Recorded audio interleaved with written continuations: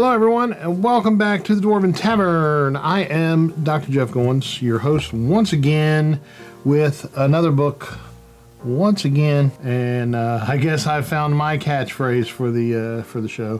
This is the Pathfinder second edition. Yes. Second edition. Bestiary 2 goes for $49.99. As Paizo comes out with one super nice thing after another, it's easy to say, it's easy to get the idea, well, it's Paizo, it must be good. That's actually a pretty safe bet. I have never, well, I can't say I've never, but I've always tried to judge each individual work for its own merit. Instead of, because I can't stand when people rest on their laurels, because laurels are crunchy and jagged. So when people rest on them, they often it often bites them in the ass. So this is the second book, for Pathfinder 2.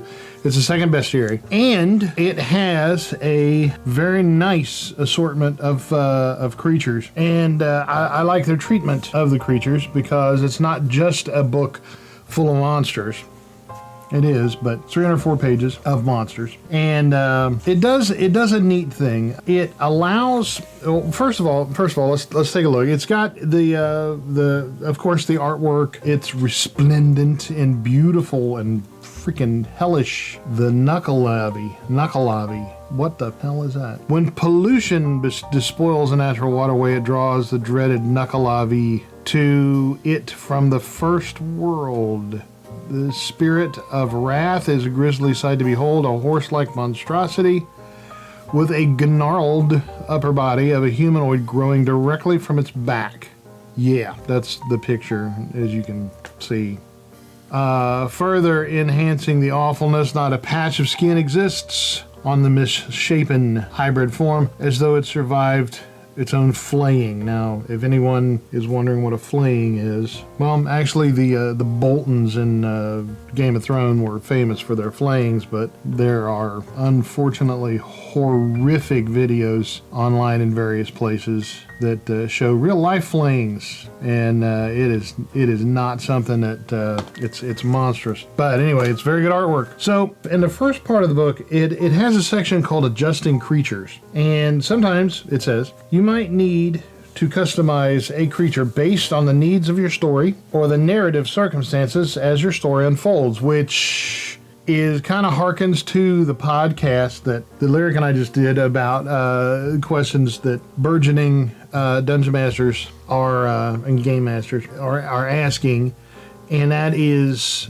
what happens when you put your end boss in the game too soon and the PCs just trash it. It's an excellent question. Well, you put in another end boss that's hopefully better than the last one, right? But this has an entire section of adjusting creatures, and I will iterate thusly. Sometimes you might need to customize a creature based on the need of your story or the narrative circumstances as your story unfolds, such as your end boss is inexplicably slain by overzealous player characters, or just your desire to get the game going, which may be a knucklehead thing to do, especially if you know it's possible, because your players will invariably do things that will throw you curveballs. It's like the guy who knew he was going to do something stupid but did it anyway.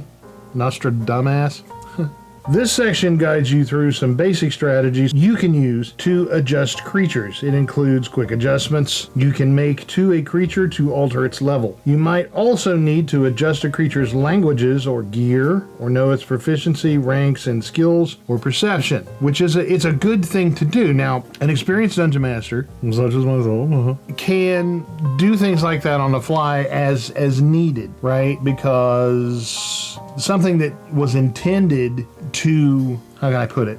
Intended to give them more what for than it's giving them, or intended to last longer than it does. You gotta think of something quick, unless you want them to just trash your character. So you give them, like this guy, this one has a ring of regeneration. That's something that you're gonna have to give them. You should, maybe. Unless it's something that is tied to its life force that liquefies or becomes inert or otherwise is destroyed when or maybe they have to destroy it to kill the bad guy. It keeps it alive or something. Creatures presented, and this is a section called Combat Power. The creatures presented in this book have appropriate statistics for their levels. In many cases, you can make relatively minor adjustments called elite and weak adjustments to their statistics to make them function one level higher or lower than presented. Elite and weak adjustments work best with creatures that focus on physical combat, of course. These adjustments overstate the normal numerical gains the creature would make from increasing its level to make up for the lack of new special abilities. As such, when applied multiple times to the same creature, these adjustments cause its statistics to become less accurate for the creature's levels. These adjustments have greater effect on the power level of low-level creatures. Applying elite adjustments to a level -1 creature gives you closer to first level, and applying weak adjustments to first level gives you one whose level is closer to -1. So, elite adjustments increase the creature's armor class, attack modifiers, DC saving throws, perception, and skill modifiers by 2. Increase the damage of its strikes and other offensive abilities by 2. If the creature has limits on how many times or how often it can use an ability, such as a spellcaster spell or dragon's breath weapon, increase the damage by 4 instead. And increase the creature's hit points based on its starting level. So you can increase its hit points by 10, 15, 20, or 30. These are really good guidelines. As always, guidelines. You can do whatever you want as the game master, but this is a really good set of guidelines. And I've noticed a lot of people asking me very, very similar questions to this about, how they would go about doing things thusly if the party of PCs is more powerful than they're expected. If they underestimated the party's power or overestimated it, what do you do? So, and the weak adjustments are just like the strong adjustments, but the other way. They subtract 2 from this thing and that and decrease hit points. I always just put in if they come across a creature that would normally just thrash them, and they're not as powerful or not as quick-witted as I'd hoped, then that creature will have already been wounded or something similar. And so it also covers gear and skills, skills, perceptions, and proficiency. So these are really good guidelines, and you don't really expect to see that kind of thing in a monster book. But you do here. It works.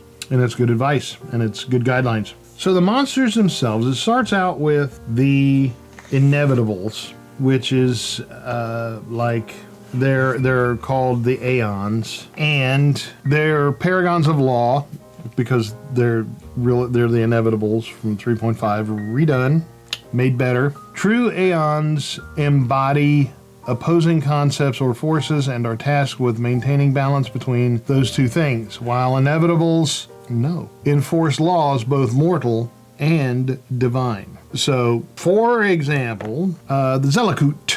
The Zelakut is a bounty hunter and executioner.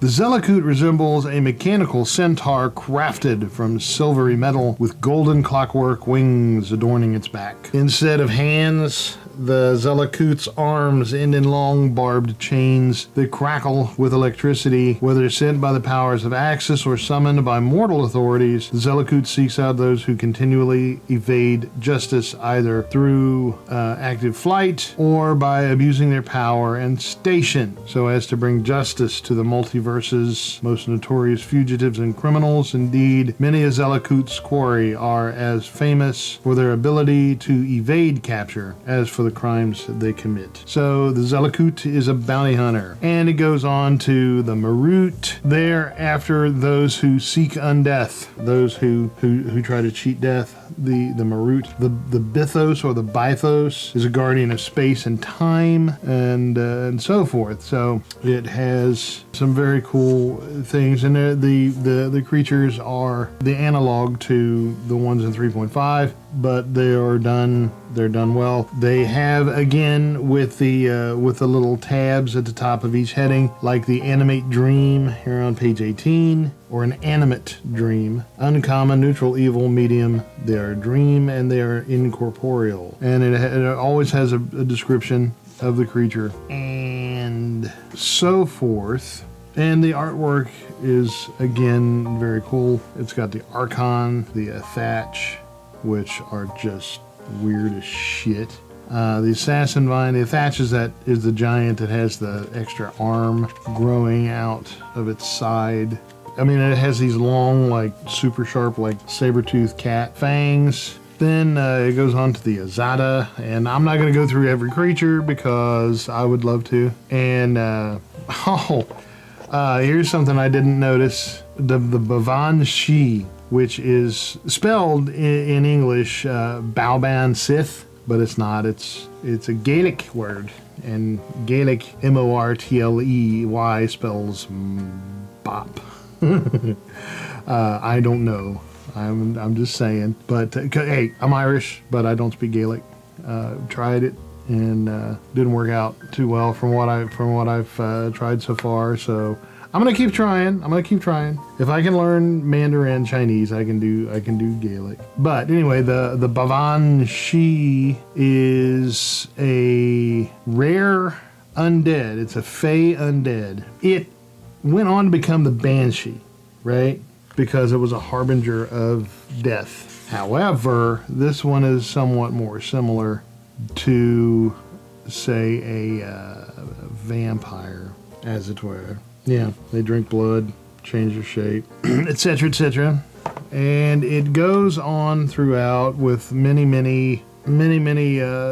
creatures of varying nature, including the wicked and ever terrifying Spinosaurus, the Deprilu, so forth and so on. Excellent book, including the Morlock that looks kind of Gollum-like. So Mudwretch, the Naga.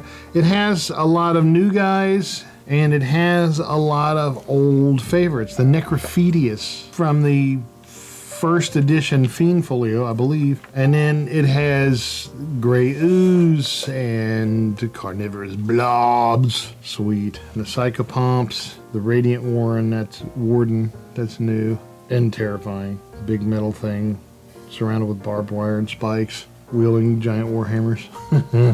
Yeah, so it's a good mix of old and new, but it's all new because it's second edition. Giant ticks, giant toads. Man, the Troll Hound, oh my god. I know some people that look like that. Yeah, it's tremendous.